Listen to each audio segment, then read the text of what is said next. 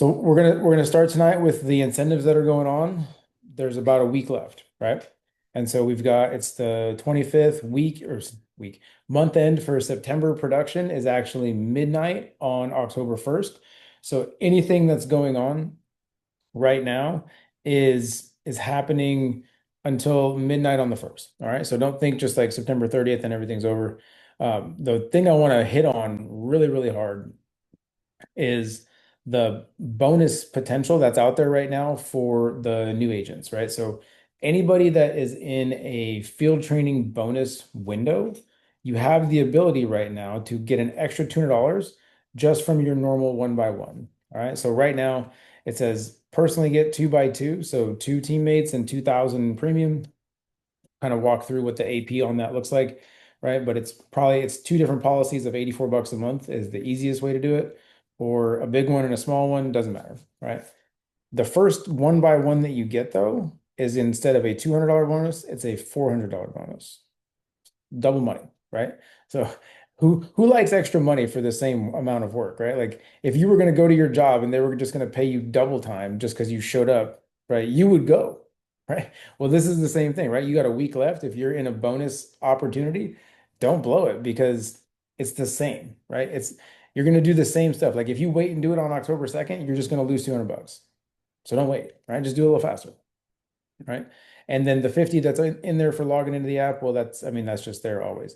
The reason I'm stressing this right now is because on October 2nd, when we wake up, I have no idea what incentives or stuff home office is going to throw out. They've done this 2 months in a row now. They generally are not going to do it for a third. So if you're thinking, oh, well, they just did it last month, they're going to do it next month. They're not, right? They're definitely not. So get it done fast, get it done now. Here's something just to throw out there for the newer people too, and for some of the field trainers.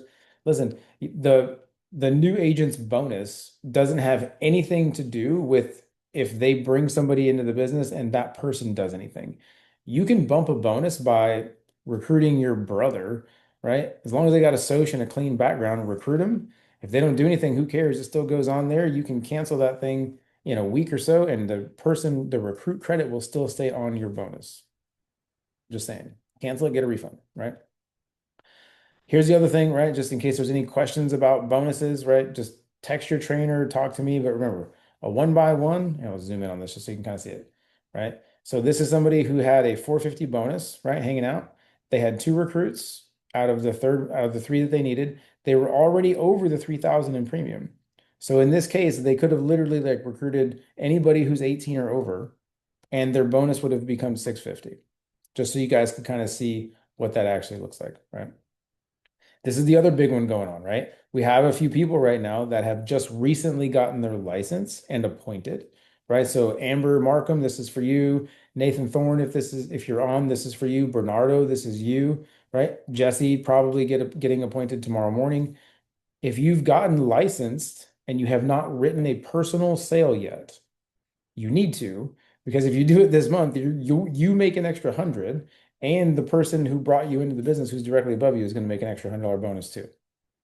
I've never seen this before. I can pretty much guarantee this is going away next month.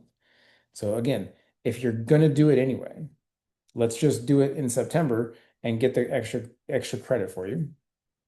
But wait, there's more, right? So I control these, right? So guys, remember, I control promotions. Regional vice presidents control promotions within the base shop, right? So within the brokerage. So anything below RVP, like I can do that as long as you're licensed, right? So right now, incentive, right? As if you needed more incentive. Any app of 1,000 or more in premium gets you a promotion to the next level. Now it's going to stop at 60, right? You can't get to 70 or 80 on this, right? But if you're at 25 right now and you just do one app, promotion. If you're at 35, one app, promotion, all the way to 60%, right? So for some of, especially like Amber, I think you're at 35 right now. Girl, go do one big app or go do two small ones. I'll promote you to 50%. It's never going to be easier, right? Because what's the alternative? Well, even if you were doing it in your fast start window, the alternative is go do three by three. Once you're licensed, it's six by six because those are team numbers. Okay. So listen, don't wait. Just go get it done. Go get it done now. All right.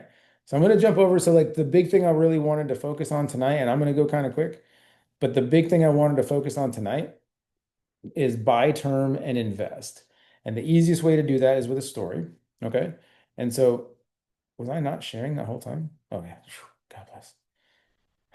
The share button just looked really weird all of a sudden. I'm like, what in the world is going on? All right. So say no to trash value, right? And say yes to buy term and invest. Invest the difference in this case because this was a real client of mine early on in the business, right? She had a whole life insurance policy. It was only worth like 50 grand, right? So this is her, right? She's 24 years old. She thought she was doing the right thing, right? She got offered a life insurance policy. She said, yeah, sure, of course. And so when we sat down and looked at it though, we found some things wrong, right? So this is her actual, like a snippet from her actual policy. Now, there's nothing personal in here, so don't stress.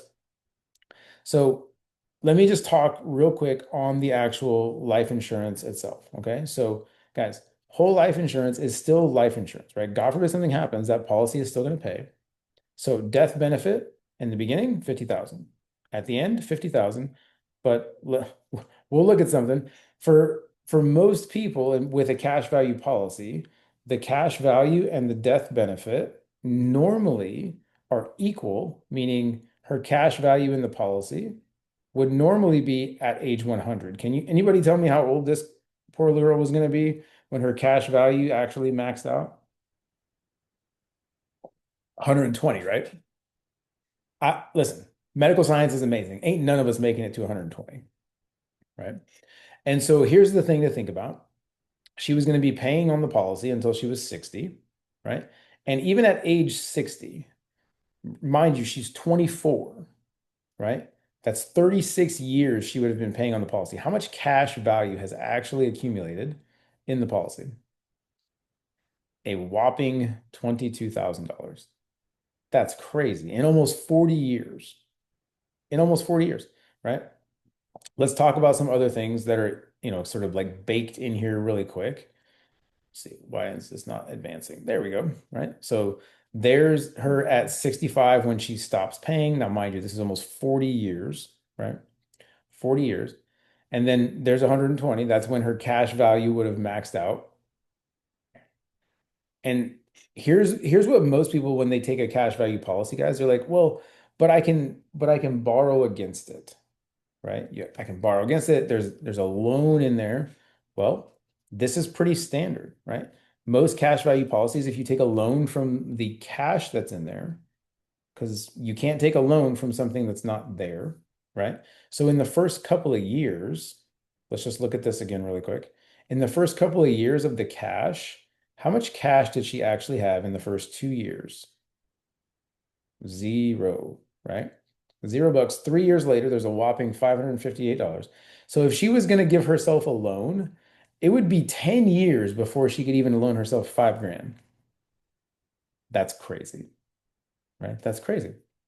And oh, by the way, when you borrow money from a bank, what do you have to do with it? You have to pay it back, right? And you pay it back with interest. Now, listen, I always get somebody going, well, what if they put a bunch of money in and then they can do this and that? Well, of course, that's like maybe 1% of people that leverage this kind of thing correctly. Most people just think they need some life insurance and they go out and they end up paying too much for the wrong kind of coverage, right? So what did we do? Well, you guessed it, right? We got her squared away. She was 24, right? She ended up coming back class two, right? Class four is standard, right? So we always submit it standard. Then we let underwriting do their job. They look at the results and they say, hey, she's 24. She's healthier than even the average 24-year-old. She came back healthier, right? Emily Haynes's daughter, Madison, just came back class two as well. The cost of her policy went down by like 40%. And so now she's got that policy for the next 35 years and the price will never change. Same thing here, right? Same thing here. So look at the cost, 27.72. Can anybody tell me really quick what the annual premium was on that policy? Do you remember how much it was? 800 and something, right? Here we go. So this is annual, right? So she was paying $815.15 a year for her old policy for 50,000 in coverage. So here, let's start working through this, right? So we got her 5x the coverage. There's 175,000 in a living benefit in here. We'll talk about that in a second. It's 35 years level. She's going to be 59 before the price ever changes, right? She's got an increasing benefit rider. So in 10 years, her policy is going to be worth double what it is now. Total cost was 332. So AP is annual premium, right? So 332 AP. So we saved her 483 bucks a year, saved her 40 bucks a month. So that when we talk about buy term and invest, right? Invest the rest or invest the difference. We're literally talking about, okay, now we're going to take that other 40 bucks a month and we're going to throw it into a Roth IRA, right? Even in this situation, like in this situation, especially if I would have just given her the exact same amount of coverage, I probably couldn't have even written the policy because it would have been too cheap. It would have been too cheap, right? They like it has to be at least 15 bucks a month. It would have been too cheap. They wouldn't have let me do it, right? And so we'll come back to some of these things here in a minute, but I want to get to the buy term and invest, right? So this is just a compound interest calculator. It's the same Ramsey calculator we always use. Why did I stop at age 65? There's a couple of reasons, right? At age 65, most people are retired. At age 65 is when her other policy, right, is when she would have stopped paying the monthly premiums on that other policy. Well, in this case, her policy is done at 59. But watch this, right? At just the 40 bucks a month. We're not even including anything else. And we know for the next 40 years, she will be able to put more than 40 bucks a month in there. Am I right? Like she's going to make more money. She's going to be used to paying herself first. She will be putting more in there. So her total contributions over the course of that 41 years is less than 20 grand. Look what it grows into, over 200 grand. Now, what do most people say? Oh, well, you can't guarantee it got 9% every year. No, you can't. But what I can promise you is it's going to be worth more than that cash value policy, right? So here's what we're looking at. It's a Roth IRA, right? So it means it's tax-free distributions when she decides to pay herself with the money. If she was 59 and a half and she wanted to cash out every dime in there, she can cash it out. There's no tax implications. She can walk away. All hers. It's a Roth IRA, right? In her cash value of her life insurance of her old policy, there was a whopping 27 grand at 65 years old. That she would have either had to take a loan out to get, or she would have had to have surrendered her life insurance to take the money outright. Okay. So we're learning some different things here along the way, right? She's alive. She doesn't have to be dead to get this money, right? And oh, by the way, God forbid something happens to her like along the way, right? Let's say before that policy, before that term was up, her family actually gets both, right? With the cash value side of things, her family's going to have to choose one. It's going to be the death benefit or it's going to be the cash value. With cash value life insurance, guys, you pay for two things, you get one. You never get both. There's a very, very small percentage of policies. They're usually on like an indexed universal life. It's called an option B. You pay way more for it. And in those situations, you will get the death benefit and you will get the cash value of whatever's been accumulated at that point. Okay. But those are very rare because most people don't do it because they cost so much. All right. So this is, I think that might be the end of this one. So that's buy term and invest the difference, guys. Now, like obviously this is a slideshow. Where would you get an example of something like this? Well, look, it's the blue page, right? So 6-page sales presentation. Everybody knows the first page because that's what we use to, talk to people when it comes to an interview for a recruiting call. It's also the first page that we use to talk to people with when it comes to a kitchen table appointment, right? The beginning of a kitchen table and the beginning of an interview and a recruit call are almost identical. The explanations of the company are the same, the explanation of the planning and the financial house and the financial needs analysis, right? All that's the same. The questions are a little bit different, but pretty much everything's the same. Okay.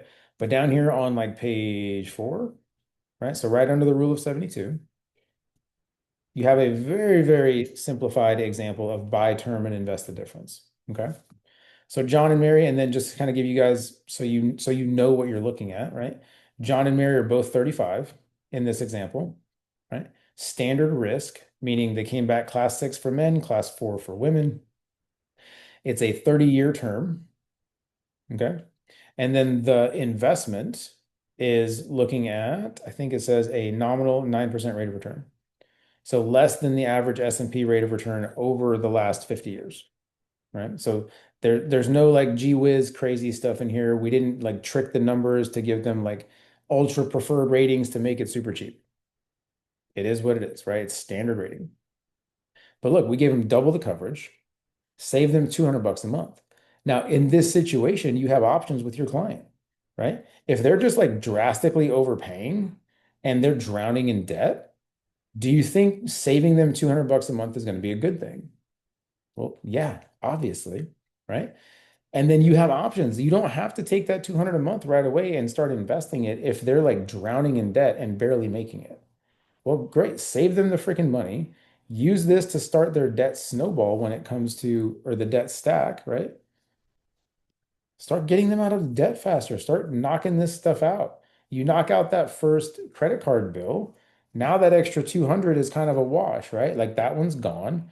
You still have the extra 200. Maybe instead of taking the full 200 now, you take 100 down here, you start accelerating that, and then start saving the other 100 and just start like balancing it out along the way, right?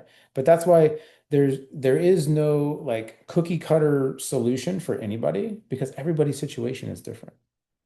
Everybody's situation is different, right? But look, back to this.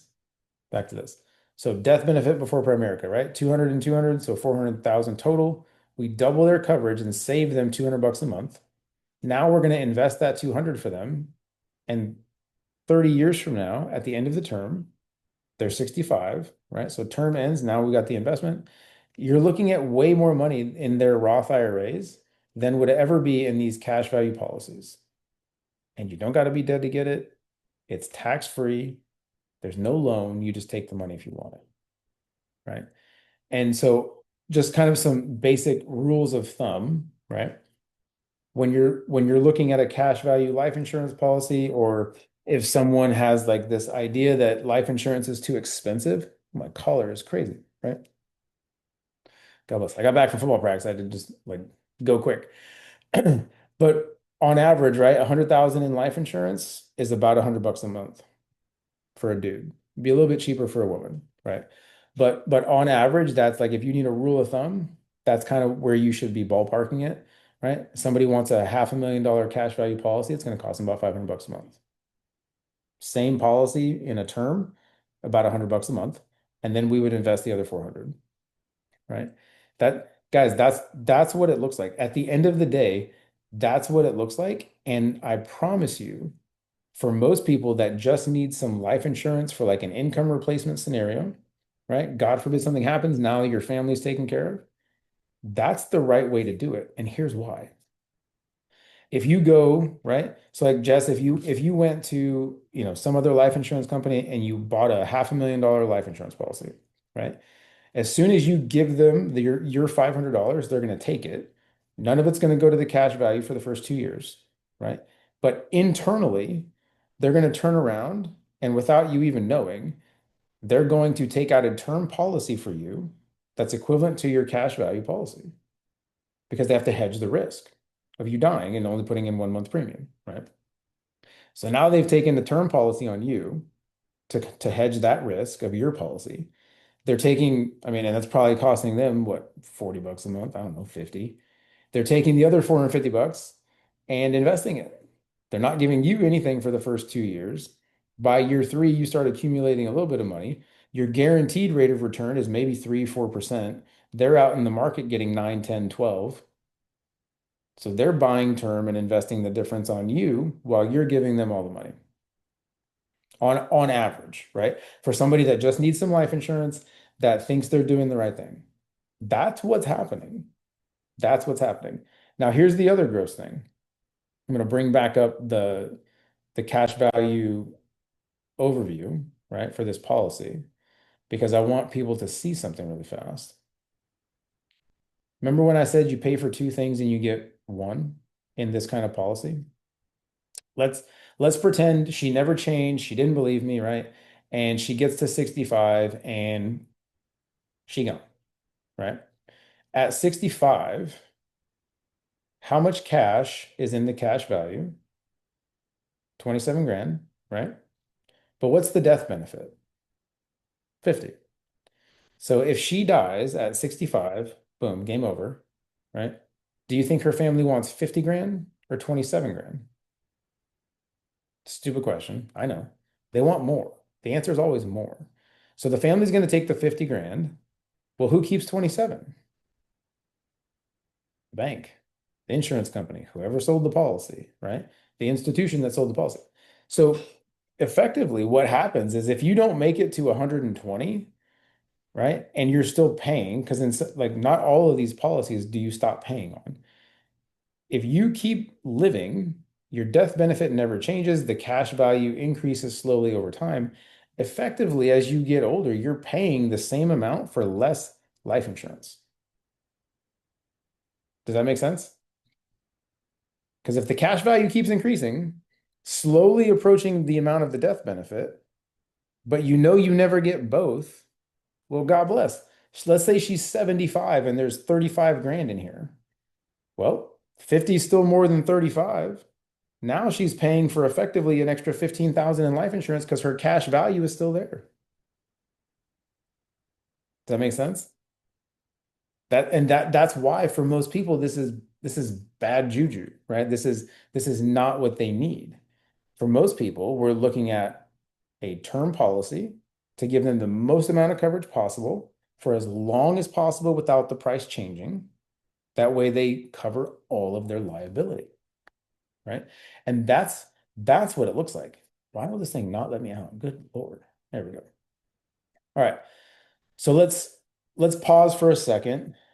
Is there any questions before I move into something else really fast? Any questions? And it's anything, right?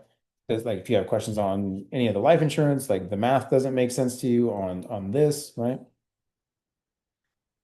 Yeah, Jen, I'd love to see the one that you just closed that was in its 33rd year, right? And so Jess, right from our appointment earlier today, your friend that has the three different Gerber policies for the kids. So she's spending, I don't know, probably 12 bucks a month on each of those for 10 grand in coverage in life insurance, right? When the kids are small, like who who cares? Like that's not that big of a deal, right? But what the problem that makes me just like beyond agitated with that is that those policies get sold to parents and they're like, oh yeah, it'll be great. Like you can pull the money for college and blah blah blah blah, right? When the kid turns 18, they ain't 10 grand in there. Has anybody looked at the price of college lately for like 1 year on average? Like especially like a big school, 50, 60, 70, 80. It's insane, right? So people are getting sold like a just a bill of goods. They're not, and it's like a bait and switch in a lot of situations. And to be completely honest, that's why a lot of life insurance, like as a profession, gets a really bad name because there's a lot of like not great people out there that are just swindlers. They're swindlers, right? They're no better than like a greasy car salesman. And it's awful. But that's where we have to be like that moral high ground. We always do what's right for the client. Like at the end of the day, we do what's right for the client. If I sit down with somebody and the policy that they have is not worth replacing because it's level, it's going to last them a long time, the price is really good, they got it a couple years ago, they're super healthy, right? Why would I replace that?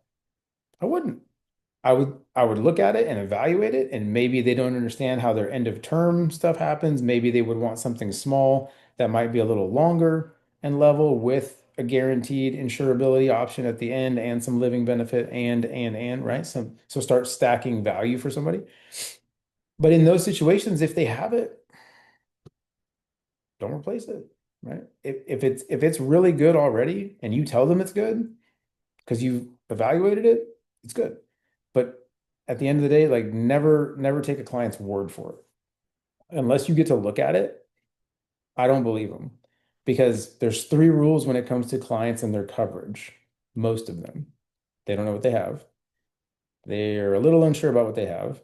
And if you ask them to explain it, they don't know what they have. So at the end of the day, all three rules come back to the same thing of they don't know.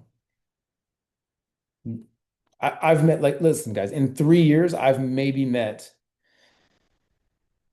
10 people that truly understood what their policy was, what their coverage was, how much they had, how everything inside of it worked, and how everything at the end worked.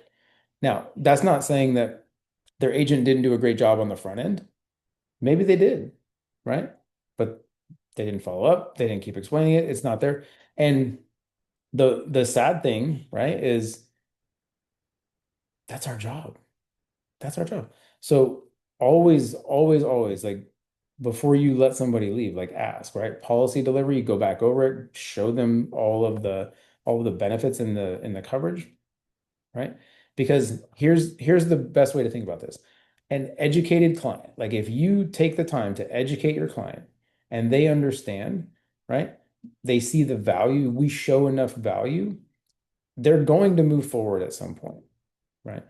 Because a transaction happens when you find a need and fill it.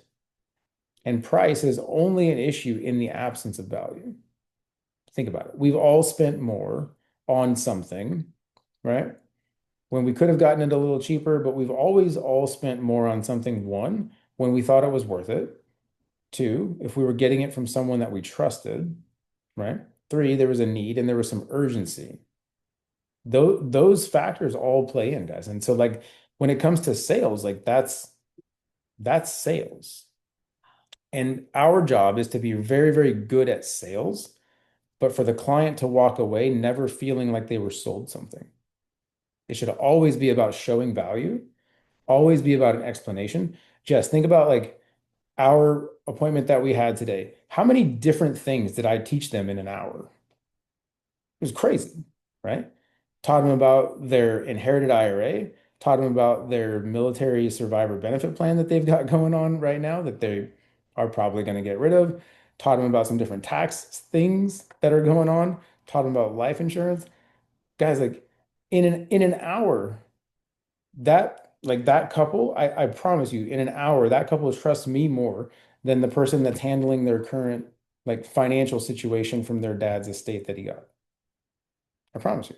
Because the guy even goes, like, he's got a quack, right? He's an idiot. And so that's what it's all about. Are you always going to close on the first one? No, right? If you go back and you watch a bunch of, like, Art Williams and stuff, he never closed on the first appointment. There's a trust factor. Does that mean, like, go into it like not planning to close? No. Because sometimes you show up and somebody's like, yo, I need life insurance. That doesn't always happen, right? But it does sometimes. It does sometimes. So in that situation, don't be afraid. But if you need to establish some trust and let someone think about it, don't force the issue, right? There are some things we can talk about when it comes to overcoming objections, right? Because sometimes people are just like, right? But that's where we can talk about a couple of different ways to, like, and I did it today without being forceful. I would say, hey, like, guys, normally what I would say is, look, let's just apply and see how it comes back. That's what we should do.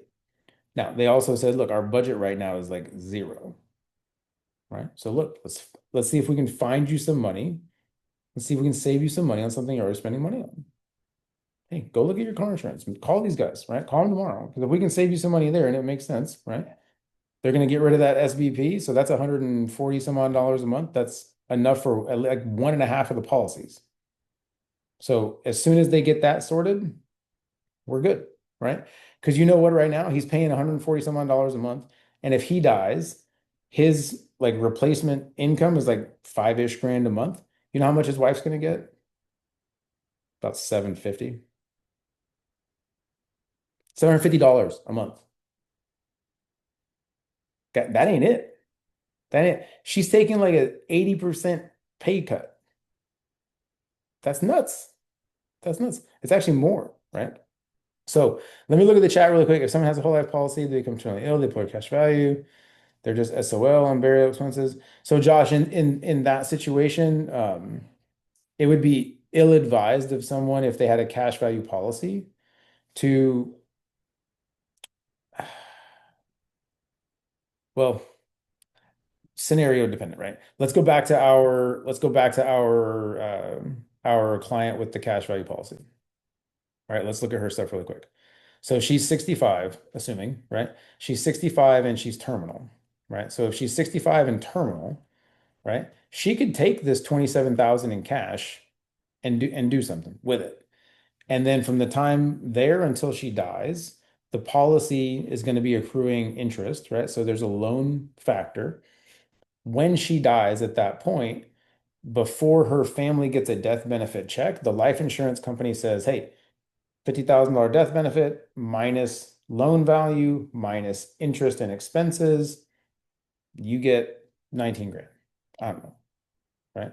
So the death benefit is still there. She just took that. So the loan has to get repaid plus interest. Does that make sense? So that's how that side would work. So she wouldn't be SOL in that situation. But let me go back to the chat. Let me just see what other questions are going on. 25, small premium. There we go. Okay. All right. So Kelly said she's got a $30,000 whole life.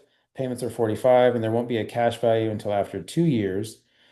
And so, so Kelly, your cash value in 2 years would be 1,080, and you got 30 grand in coverage. So here's the other thing to think about, guys. With these cash value policies that are like this big, God forbid something happens to you and someone is relying on your income, how long is 30 grand going to last? An average funeral today is somewhere between $8,000 and $12,000. Cremation is, you know, 3 to 6 probably, depending on what you do. It's nothing, right? 30 grand is nothing. It's going to be gone like that. So when you think about life insurance, the best thing to think about is some number of multiple times your income annually, right? If you make 100 grand a year and you're the primary income, you should probably realistically have about 1 million in coverage if you have kids, right? If your spouse relies on your income, let me get the dog. Yeah. Sorry. Right. But that's what it looks like. Jess, your dad's funeral was 25 grand. Wow, that's crazy. There you go, right? I was being super conservative apparently. I mean, but if you look it up, because there's like that's the high end, the low end, the average, right? Average funeral is about 12, right? So that's what it looks like, right? I mean, That was Grandpa with had us had getting a discount because we are family members with the funeral home. So that was a discounted rate. that was the discount. Yeah.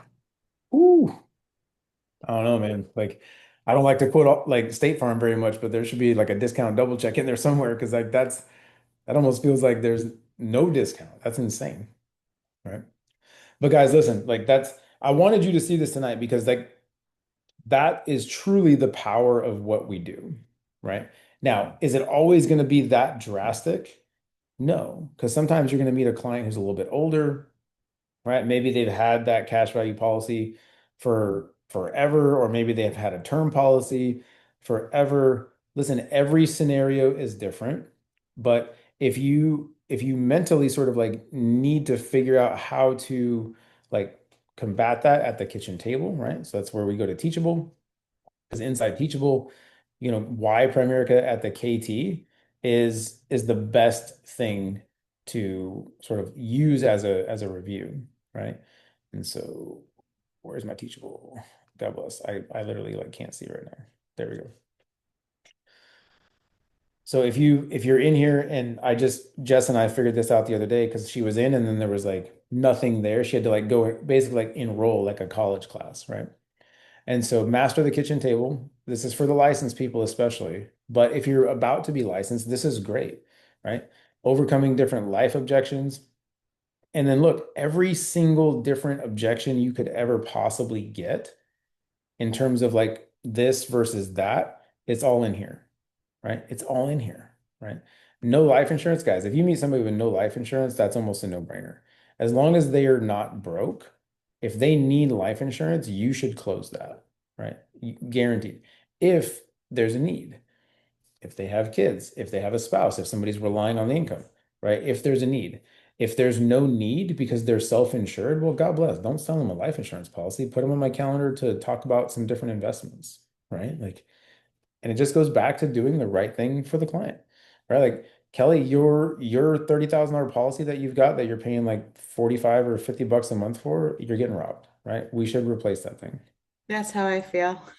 Yeah, it's crazy, right? So let's use you as an example really fast, right? So guys, like if I'm going to write a policy for Kelly and we're going to replace her whole life policy eventually, in the interim, like right now, we are not going to cancel the policy that she has right now because God forbid something happens, right? God forbid something happens and there's a snafu in the paperwork, right? And she gets declined from us. Well, if she had gotten rid of that other policy and now she's declined here, she has zero coverage, right? You always want your client to be covered. And in this situation, they would be double covered because of the conditional coverage that we extend to the client during underwriting, right? So in Kelly's situation, right, like if we gave her a 250,000 in coverage, she would have that plus her 30. Now her policy comes back. Now we're good. We're happy. Put it in force. Now go cank that other one. Get rid of it. Now it's done. Walk away, right? And so that's the way to look at that. Okay, I'll just make sure there wasn't any other question. All right. We got about 20 minutes if we need it, right? What questions? Anything. And it can literally be about anything. It can be about stuff we talked about, as it can be about stuff we didn't talk about, incentives, you don't understand bonuses. Like what do you think? Anything, guys? I got a question for you. Yeah, go ahead. So let's say, um, Doug, I just had up my thing. Um, damn it. Just had it. Sorry. You're good. While you're thinking about that, the thing I want to stress hard, guys, we got 6.5 days basically left in September production. We are way behind where we would normally be, right? We're at about 4,500 in premium. By this point in the month, we're usually close to 20 or 30,000. Weird month. Super weird. Slowest month we've ever had, ever in 3 years, right? So there's there are appointments that need to be set. If you haven't, like if you're new and you haven't sat down with your trainer yet to look at your own like kitchen table appointment to kind of one, get the training, see how the process works, then we need to do that.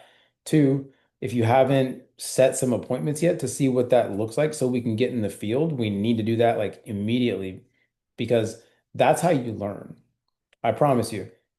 Jess learned more today in about an hour and a half of sitting on that appointment with me than she could have possibly learned in the last week, like just slugging away through the course. Remember, the license is just enough, it's just going to make you legal with the state. The license does not teach you the business. The business gets taught in the field, right? Or on Teachable, like in those self-study things, right? Or watching a YouTube video of me doing a client appointment or Andy doing a client appointment. That's where it's taught. And honestly, until you get out there and just sort of like fumble through it yourself, it's never going to stick. And so get through it, get comfortable doing the presentation. The best way to get comfortable doing presentations for clients is to get very, very comfortable doing recruiting presentations, right? Because remember, it's the same. There's a script. Get comfortable with the script, get used to that. And then by the time you're ready to run a client appointment, it's okay because the first 10, 15 minutes of that client appointment are going to sound just like the first 10, 15 minutes of the interview. And there's a script for that. And all your jitters will go away, right? And you'll figure it out. In the back of your mind, you have to always remember the client has no idea what it's supposed to look like, right? They don't know. They don't know. So show value and walk through it and walk through it. And so, Kelly, did you figure out your question? Yeah, my question was I put it in the chat too. Oh, I So see if it. someone Yep. had, PTSD Um, disability, would that cause them to be denied? the answer is maybe. Right. So if it's PTSD and the disability is from the VA, like a military disability, not necessarily. The disability question on our life insurance application, on any life insurance application, is really focusing on is if someone is disabled and like SSDI disabled, right? So now we're talking disabled because of a mental health issue. That is almost always going to be a decline, almost always. And it because it goes into sort of like ancillary factors, right? Like you're mentally unstable, you're a much higher risk when it comes to a lot of these other things. Like, I mean, we're getting into underwriting when it comes to some of that stuff. And honestly, guys, it's better for you to just like stay out of the underwriting world because you'll start like self-selecting and like, I mean, Kelly, the real answer is we should apply and see how it comes back because we're not underwriters and that's not our job, right? We will take the app. It will likely come back what we call cash on delivery, meaning the system automatically sees something that could trigger a decline. So we don't take any money from the client up front. We don't extend conditional coverage. But in the client's perspective, they sort of get a free look from underwriting, right? It doesn't hurt you as a client or as an agent to take the app. It just goes COD. If it's COD, leave it be. That's your rule of thumb, right? And then if it comes back approved, great. We get back together with the client, we walk back through it. We do what's called a policy delivery at that point. It's called issued with requirements. The requirement being we get another signature to put it in force and we take that first payment. That's it. So at the end of the day, don't exclude anybody, right? We just take the app and see how it comes back. As a licensed agent, your job is take the app. Take the app, right? It's not your job to be an underwriter. It's not your job to like get in the weeds and try to over explain anything. Just ask the questions that are on the application. Be truthful. Take the app. And if it comes back declined, well, at least now we know, right? But trust me, I have taken some apps where I'm in the back of my mind, I'm going, there ain't no way in hell. But I'm taking it. And then sometimes I was right. Sometimes I get pleasantly surprised and the client gets approved. And even then, sometimes it comes back approved and it might be a little more expensive because it's more of a risk, right? So it could come back as is. It could come back cheaper if they're healthier, like our client on the example, or it could come back approved, but a little bit more expensive. But honestly, for most people, if they knew they were sick kind of going into it, or they knew there was an issue going in and it comes back a little more expensive, they go, yeah, I kind of expected that. But even then, if it comes back more expensive, before we put it into force, we can dial it down. We can change the number of years, we can change the amount of coverage, we can get it back into their price range that they were wanting to be at, right? And so, and that's again, that's why every application, every client, every policy is it's custom, right? It's custom. So yeah, Haley, your sister, right? Man, we thought there's no way in HE double hockey sticks that Haley's sister was getting approved. She got approved. It did come back table rate, so it's a little bit more expensive. But you know what she said? She goes, "Who cares? I'm never going to get approved anywhere else." We thought it was going to be like $40. It ended up being like 80 or 90. She's like, "I don't care. The price ain't going to change for 35 years. Who cares?" So like that's what it looks like sometimes, guys. You never know. So just take the app, right? All right. We're at about 45 minutes. That's about everything that I wanted to cover tonight. Listen, guys, do me a favor. If you haven't sat on your own kitchen table appointment yet, do it. Right? It's sort of like an airplane. God forbid the oxygen masks ever fall down when you're on an airplane, whose oxygen mask are you supposed to put on first? Your own, right? Because if you don't cover yourself, you don't protect yourself first, you ain't going to be awake to put anybody else's on. You do not have to be a Primerica life or investment client to be a Primerica life or investment agent. You don't have to be. But what I will say is required is you have to at least sit on your own appointment so that you, one, know what it looks like, and two, you get a better understanding of what it's going to look like when you sit down with a client, right? Or when you sit down on another field training appointment. That way, if somebody asks you ahead of time, you say, "Oh yeah, we already looked at it. Man, this stuff is amazing. It's way cheaper than what we had over here, XYZ." Or you sit down and look at it and say, "Yeah, it's great. we actually didn't need it right now because what we had, we did some planning, X, Y, Z, right? It's, but every situation is different, but you at least have to sit down and listen and look. Okay. Just looking at your own stuff because that's the way you're going to learn the fastest, right? Yeah. Listen, here, the activity side of things, right? Guys, go back. If you've been around for a minute, go back to old posts, go back to old chats, do the at highlight, do the at followers, whatever, right? The shares, I'm kind of on the fence on the share side of things, right? Especially if you're asking people to share for you, the better sort of methodology that's been working is if the person you were going to ask to share your post for you to kind of get into their market a little bit, ask them to go to your post or even just share your post directly to them and say, hey, do me a favor, would you go to this and just hit like at highlight? Because their market will get highlighted, right? For that. They'll see it that way. And so it's better than a share, right? Because it'll just pop up into their feed. Okay. So that's the best way to do it lately, right? You can try both, right? You can try both. But I've been seeing better results using that. And you can do the at highlight or at followers from a social media standpoint. You can do that 3 times a week. So be selective with it, right? Monday, Wednesday, Friday, Monday, Wednesday, Saturday. Who knows? Play with it. Just see what happens, right? It works. It works. All right, guys, get out of here. Go talk to your Hey, trainers. Noah, Yes. I'm dropping a poll in the Telegram chat tonight, guys. If you could please look at the poll and go out and send it to your people, tell them to come in and look at the poll and do the vote for me. Thank you. Awesome. And guys, if you don't know who that is, so it's Angela.